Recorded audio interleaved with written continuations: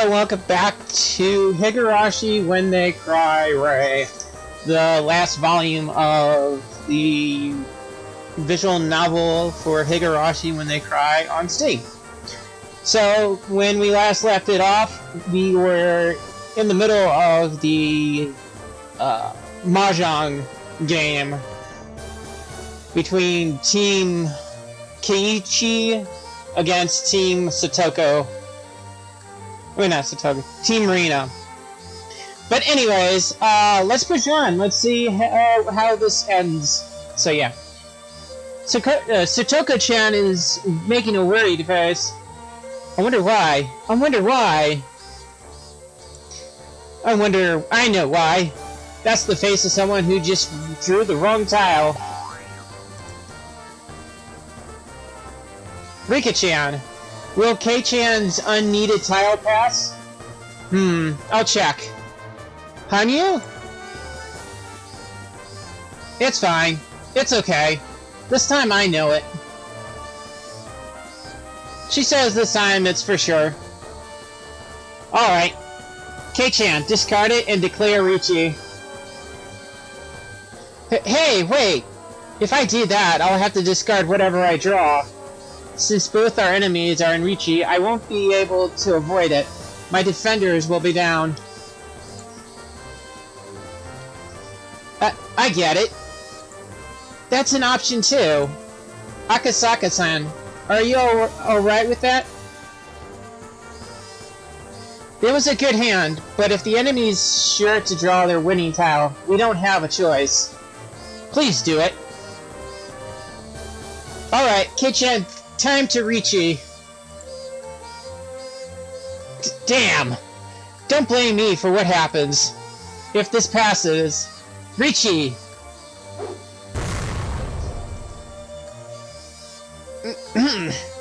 Once again, Uishi made a face. And another wave of noise came from the crowd of onlookers. I had no idea what it meant, since I didn't know the rules. But it seemed like that was a masterful play. I wonder why. It passed, right? Great. With all four players in Richi, this hand ends in a draw. How? A draw? It's over! Oh ho ho! Now, Rina-san, if you wouldn't mind showing us your hand? Rina revealed her hand, and another stir rippled through the crowd. From their reaction, I guess she had a fairly high-value Yaku. Mio never ceased to impress. She knew we had a poor chance of winning, so she forced a draw. Ah, so close! If she pulled off her Hanuman, we would have had it in the bag. We won't let you win so easily. I'm serious, and my Barakun and the rest are just as serious. We're in this for the long haul. This has turned into quite the interesting night. A high-level battle indeed. This is the kind of Mahjong I've always wanted to play. Yes, and my blood is boiling for the first time in a while. It's time to get even more serious. But it won't work. Rina is here, so Uishi-san is going to win for sure. After all, Rina and Uishi-san were fated to meet again, ever since their previous life. What? Rina and Uishi-san will become legendary Mahjong players together. Ha ha ha. You fell in love with Tomatake-san, so you started using cameras. With Takano, you said you wanted to do your very own Watanagashi. And with Uishi-san, you learned about Mahjong. You just fly headlong into everything, don't you? Ha! Rina would do anything for the person she loves. This is where we settle things. I think I'll chi that. I'll take it home with me. Ah! I'm not letting you. I'm pawning that. Give it to me. Great, and I'll use the chance to Richi. Now, if Kichi-kun deals in, I'll have a Richi Ipatsu Pinfu Tanyao man-can. Words, many words. Then I'll pawn that to get rid of the Ipatsu. Without that, it's only 3 Han. Your hand just got a lot cheaper. And Rina will pawn the tile Uishi-san discarded. And now here's one for you, Ishii-san. I'll con that. Make a break time. Will I crush you with a Rin-shan?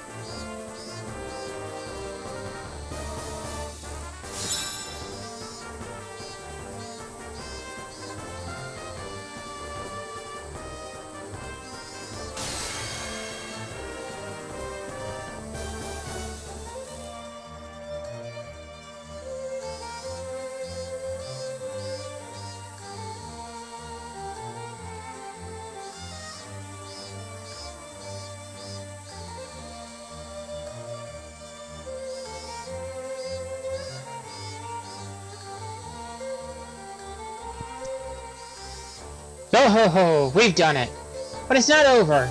And he doesn't have a big lead. Let's not get ahead of ourselves. The game isn't over. The power of Rina's love can turn this around. Piece of cake. The match seemed unthinkably intense from the position of an idle spectator.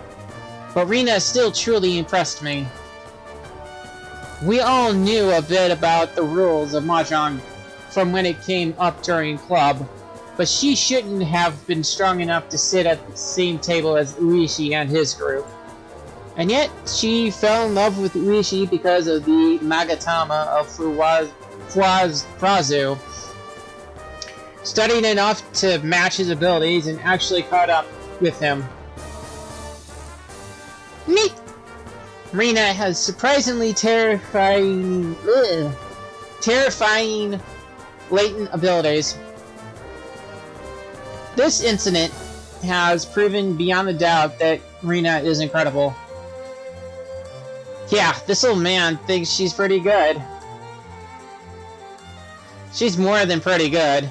Even without this team match, Rina still has the ability to rival Uishi-san and Akasaka-san. Ah, that's not what I meant.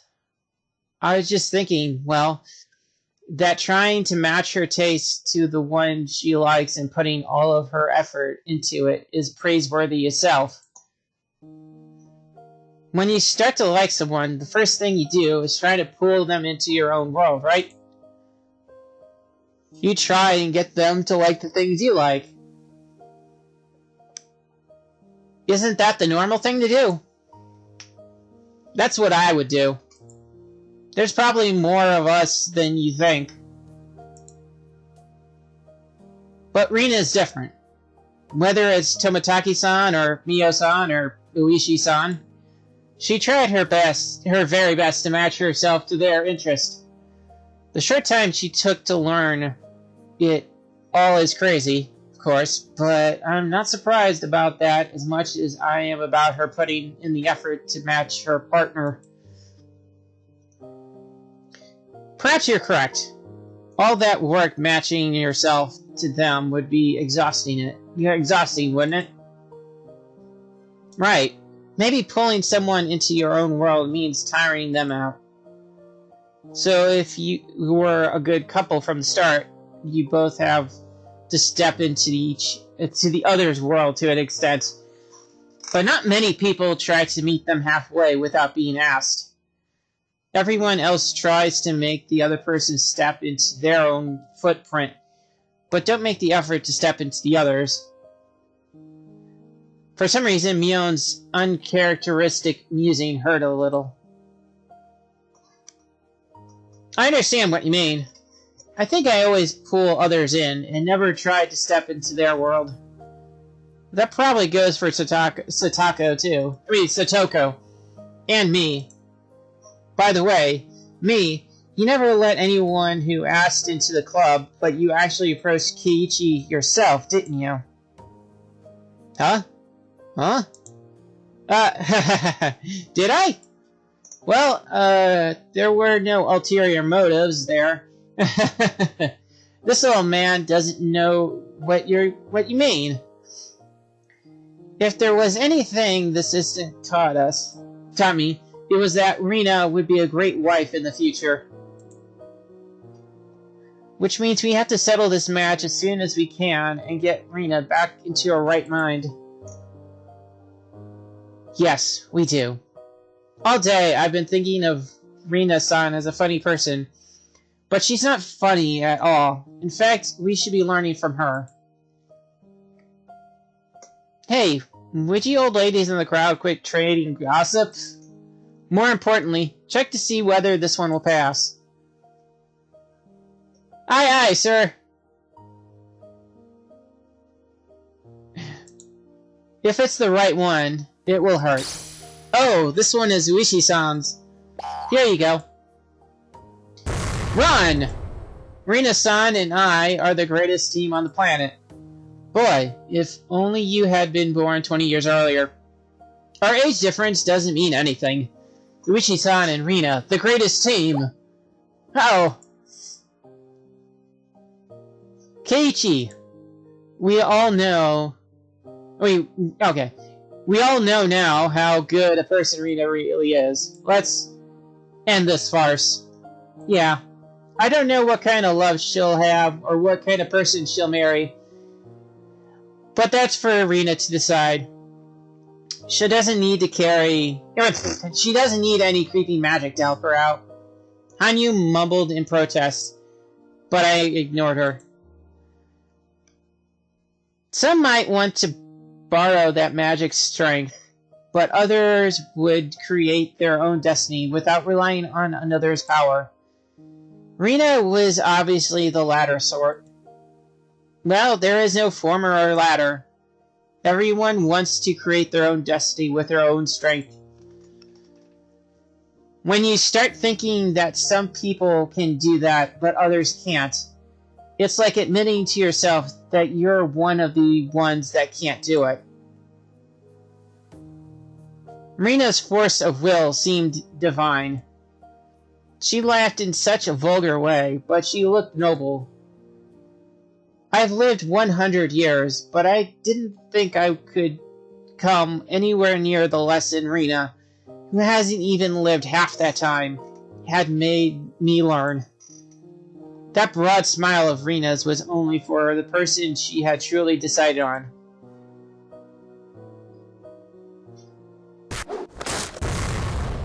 What? Random noises! Eventually, the heated match ended, and we tallied the scores. There was no huge hands, only the trading of a few point sticks here. There were no huge hands, only the trading of a few point sticks here and there, so it seemed like they found it difficult to know who won. Uishi and Rina both seemed like they'd won to a certain extent. Keiichi was certain to be dead last, but he did a good job giving Akasaka support. If he could take first place, they'd win as a team. So Keiichi getting last was decided from the start. Oh, We did it! Akasaka-san is first place. Yeah! Whew! It looks like all the point sticks from the 4-way Ricci did it. Did a lot. Ah, how? We lost! No. We may have lost the match, but we were in a dominant position from the beginning to end. In a normal Mahjong game, we would have won by a landslide. Well, really, winning or losing doesn't matter. We got to play some truly excellent Mahjong. Ryugu-san, you're very good at getting your partner fired up, at making Mahjong fun. But I can't say I'm alright with you coming here by yourself so late. If you're going to come here, please do it once you're an adult, alright? Okay. We won the game, but I feel like we've lost something else. We'll chalk it up to Rina being amazing. With all of that tension gone, I'm tired all of a sudden, even though it's still early. Oh yes, I promised to give back this key ring, didn't I? Whoops! Sorry! When Oishi plucked the Magatama from his pocket, his fingers slipped and flung it away. What the hell? And why did Kiichi have to choose that exact moment to yawn? Oh my god. I swallowed it. What are you doing, Kei-chan? Throw it up. Throw it up. This old man will punch you in the abdomen. Satoko, hold his arms behind his back. And wham, wham! Blech. Please stop! Oh, be quiet! My body's going to regret this later. Hanyu, does this mean we're too late? Once it goes into someone's stomach, it gets melted down and absorbed. We need to do something before 30 minutes go by. But we have the red and white Magatama now. If we take Kiichi and Rina to the Furude Shrine, I can undo the curse right away. Alright, then we're bringing the two of them to the shrine before they do something they can't take back. Come on, Satoko. We're dragging them over there. Aye, aye, sir. Oh my goodness. According to Hanyu, the Magatama Fuarazu wouldn't take effect until after a short period of time. By the time we peeled Rina away from Uishi and took her out of Mahjong parlor, she'd suddenly gone back to her normal self. But we couldn't waste time, because if we did that, she'd start going crazy, getting cozy with Kiichi. We got on our bikes and rushed to the shrine. Let me guess, 25 minutes. Man, this is really taking a while. It was just about dinner time, and now this old man is starving. But it's good that we settled everything safely. Though it may be rude to Rina of me to say, today was rather fun.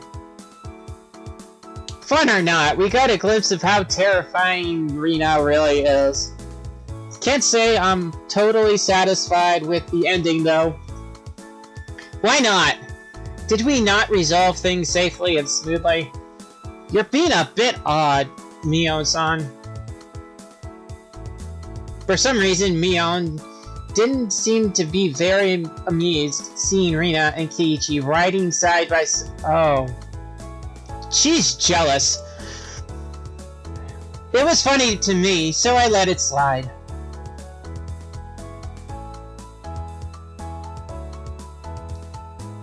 Alright, Rina, Kiichi, once you clean your hands, you two have to pray. And keep praying until I say it's okay. Got it. Come on, Rena, let's get this over with and settle things. If we waste time, that weird power will start affecting you again. Yeah, little by little. Well, I think I feel it coming on. Hey, Rika-chan, this is bad. Please hurry. I am hurrying, so you focus your mind on prayer. Alright.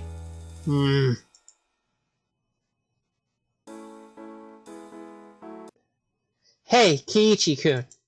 What? Back there, when you, saved me. Thanks. Do I look like I'd abandon a friend? There's no need to thank me. Okay. The things you said to me back then, well, I was kind of happy. Kind of. When you said you'd rescue me, that by itself, even though my mind was all fuzzy, I heard it loud and clear. It made me happy. I didn't mean anything special by it. Well, it just seemed like the right thing to say at the time. And I mean, it's pretty cliche. Kiichi-kun, you want to get the Magatama out of your stomach as soon as you can, right? That's a dumb question. I don't want to have some weird thing stuck in there forever. Right. It would bother you if, well, someone like Rena started clinging to you. Hey! Don't get me wrong here. I'm not in a rush because I hate you or anything. I mean, when the power starts up again, you'll, start clinging to me, right? I mean, I'm, a man too, so I wouldn't hate that. But your emotions being toyed with, I don't think that's fair. Because that's not how you really feel, right? That love you have is for the person you actually fall in love with. It's unfair to them if you let this weirdo mystical power direct it at me. Yeah,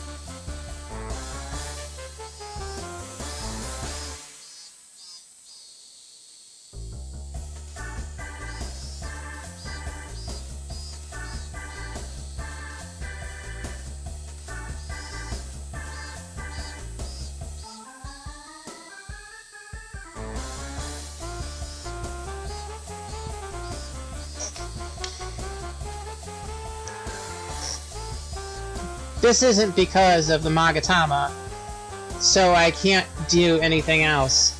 To take responsibility, I'll only eat a mixture of kimchi, wasabi, and mustard for all 3 meals today. Rika, you're a demon. A savage. Then think about what you've done. And once you're sorry, make a magic love item that's a bit more considerate and then give it to me. You better promise.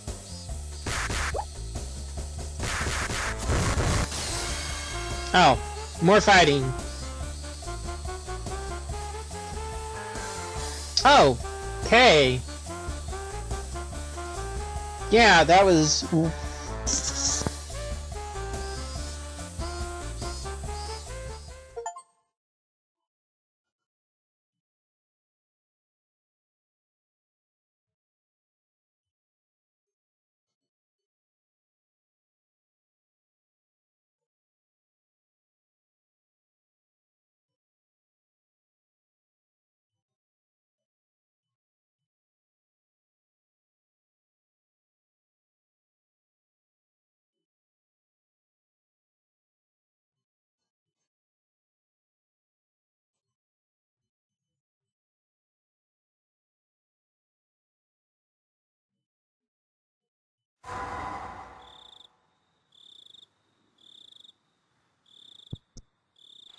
Okay, so since we finished up Higurashi, let's go with...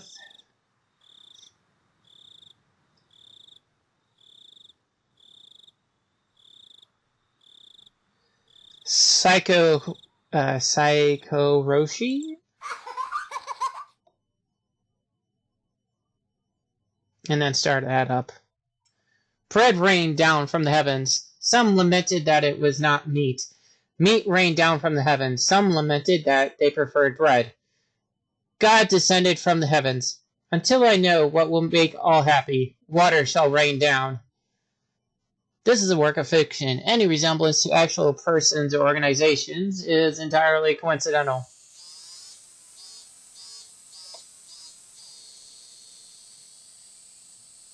So the cicadas' chorus had been growing increasingly lively. The strange weather during that never-ending June had been hot enough to make us feel like summer had come early. But even so, it was still only June. Once we got closer to summer in July, the season graced us with even more summery weather. Today, to fulfill my dream, we all went to play at the swimming pool. The dream might have seemed humble at first, but I didn't have to look back on the 100 years journey it took to achieve it anymore. Still, I decided I shouldn't forget about it. For many people, this was a perfectly ordinary day. But for me, it had taken so many years of wandering just to get here that it made me feel faint. And remembering it made the seemingly average, regular life fill me with such profound happiness. Wow, hahaha. Not bringing a camera today must be Mion Sonozaki's greatest failure. Huh. I don't need a camera. I've burned this into my memory already.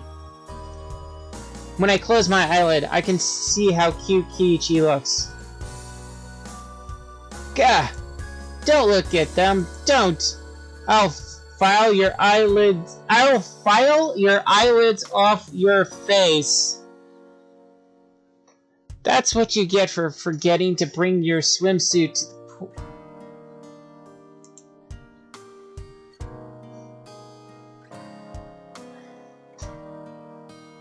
I think I saw the short clip of that from the anime.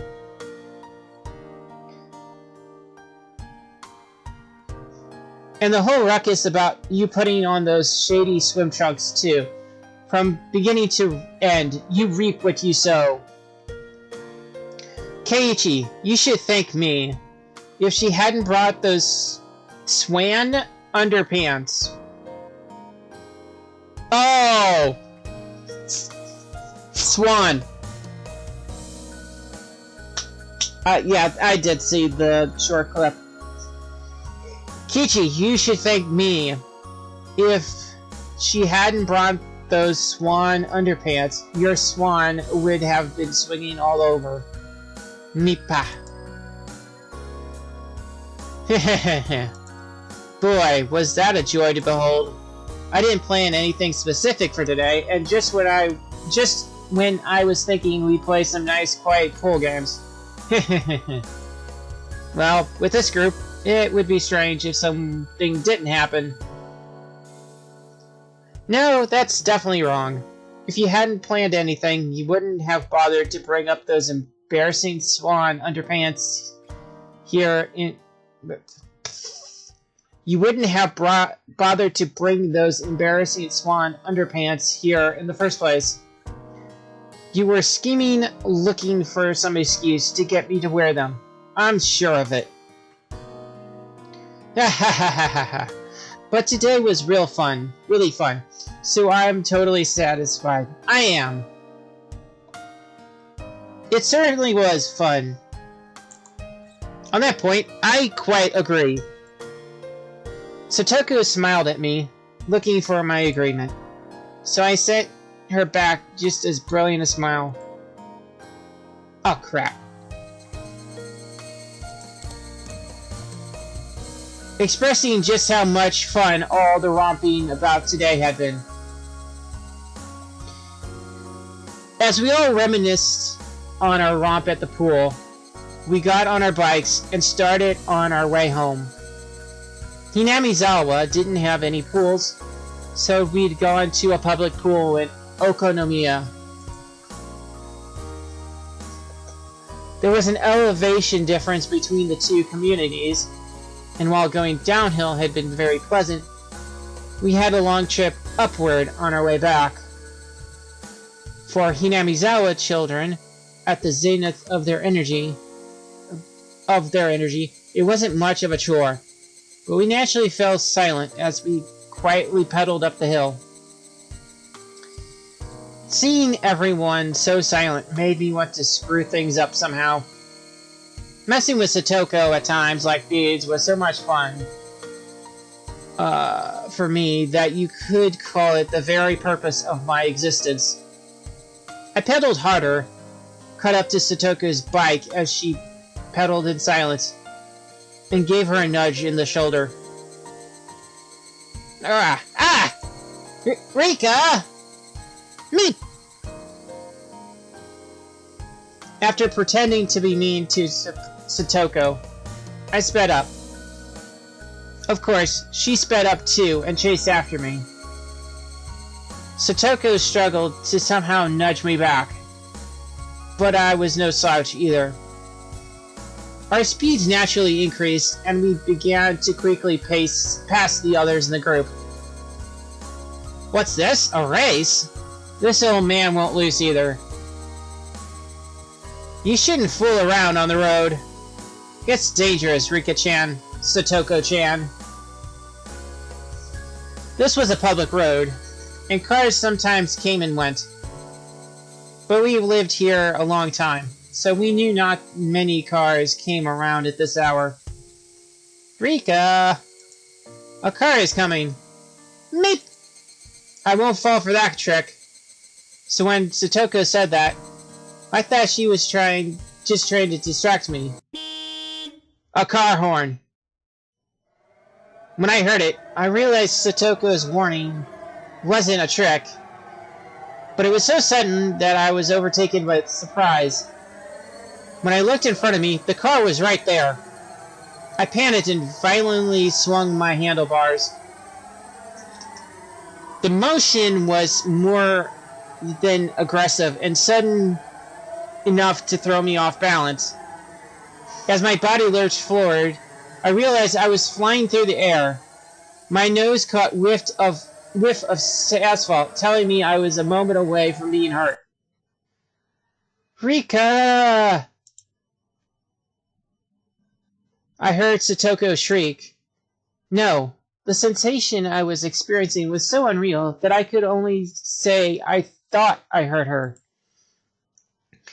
I couldn't even figure out if the sight of the car coming towards me as I hurtled through the air was real.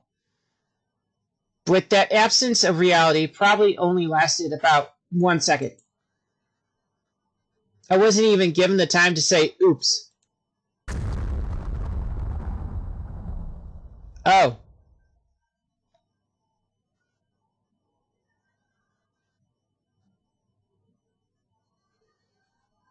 I heard the cries of Higurashi in the distance.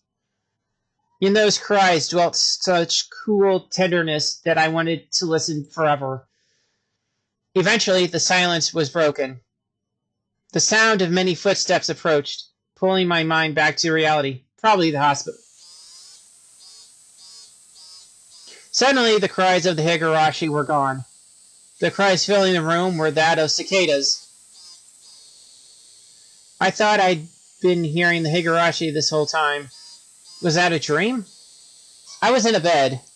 I didn't recognize the ceiling. Where was I? The room was small, with an office desk and shelves full of medicine. I recognized the smell of that medicine. In the voices of children mixing with the cicadas' cries, I knew right away. I was at school. I was in bed at the nurse's office. The door opened and Chie appeared. Behind her was Satoko. And, huh? My mind went blank. It was the face of someone who couldn't have been there. Are you alright, Furude-san? Ah, thank goodness. I was really worried. The doctor should be here soon. Please, stay in bed until then. Thank goodness. Oh, it's her brother. I was really worried. My mind was still blank. No, not her brother. Satoshi, I believe. I kept staring at his face as he spoke words of concern. This person could not possibly be at school in 1983. Satoshi, yeah.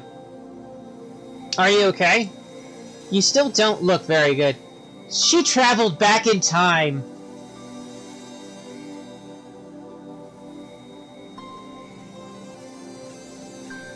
She traveled back in time. Are you okay? You still don't look very good. Stay in bed until the doctor gets here. That aside, Satoko Haojao-san, where are you hiding? Chie raised her voice and turned backwards the hallway before Satoko poked her face out, looking as though she was sulking. I didn't throw it that hard. Furude-san is just exaggerating. That isn't how you apologize. Say sorry to Furude-san. I said something a little strange about Satoko's tone and mood. In any case, judging by the situation, Satoko had done something to me. And as a result, I'd been carried to the nurse's office. That's how it looked to me. But didn't I pass out after falling off my bike on the way home from Okonomiya with everyone? Come here, Satoko-san. Chie called Satoko in a firm voice. Chie called Satoko-san, before Satoshi went missing. The only time there were two people named Haojao was when Satoko and Satoshi were both here together. In other words, before June 1982. Then, was this the past? Was I repeating everything again? I felt a chill start to crawl through me. I'd gone through all the hardship to get past June of 1983, and now the world has rewound to the past again. The dead end of June 1983 that I challenged for over 100 years and finally broke through. Would I have to defeat it again? I certainly learned many things and defeated my fate with certain willpower, but I was also saved by a lot of luck. There was no proof I could challenge June 1983 again and defeat it like I did last time, which meant I was probably hit by the car in the bike accident and killed. And just before dying, I had rejected death and rewound the world. The way that unrealistic memory cut off was definitely similar to when I'd rewound the world previously. Then would I have to undertake a terribly long journey again? That can't be. The idea was infinitely terrifying. As it dawned upon me, I felt as though my vision was growing distant. I still hadn't fully understood just how terrifying this was just yet. Okay, this is a good spot to stop.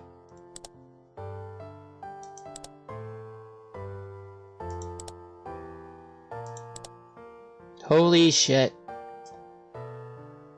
Going from, let's make a crap ton of video game references in the future to, let's take her back a whole year and a half. Oh boy. Anyways, next time we will push on from here in the second of 3 main routes of Higurashi When They Cry Red. But anyways, till next time everyone. Goodbye.